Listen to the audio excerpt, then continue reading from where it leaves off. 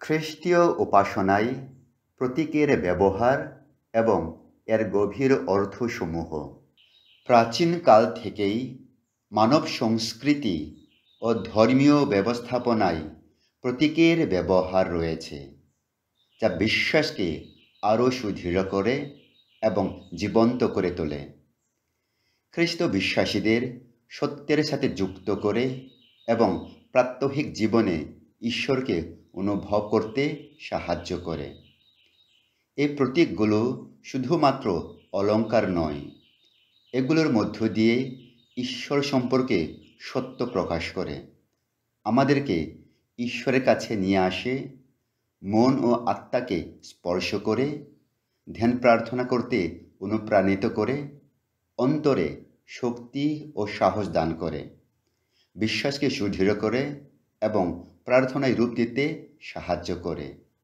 এছাড়াও বস্তুগত ও আধ্যাত্মিক জগতে সেতুবন্ধন তৈরি করে। বিশ্বাস সম্পর্কে সাধু আগস্তিন বলেছেন, বিশ্বাস হলো তুমি যা দেখতে পাও না তা বিশ্বাস করা। এই বিশ্বাসের ফল হলো তুমি যা বিশ্বাস করো তা দেখা।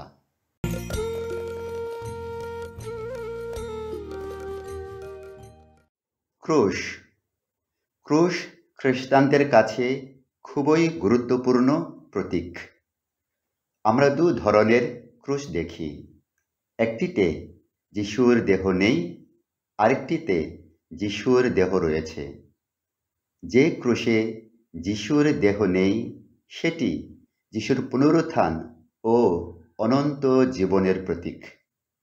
যে ক্রুশে যিশুর দেহ রয়েছে তা হল তাঁর চূড়ান্ত আত্মত্যাগ ও মানব জাতির জন্য তাঁর গভীর ভালোবাসার বহিঃপ্রকাশ।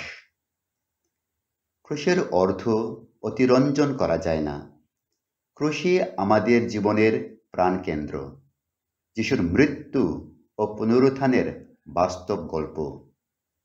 যেখানে ক্যাথলিকের উপস্থিত সেখানেই এই ক্রুশ পাওয়া যায়।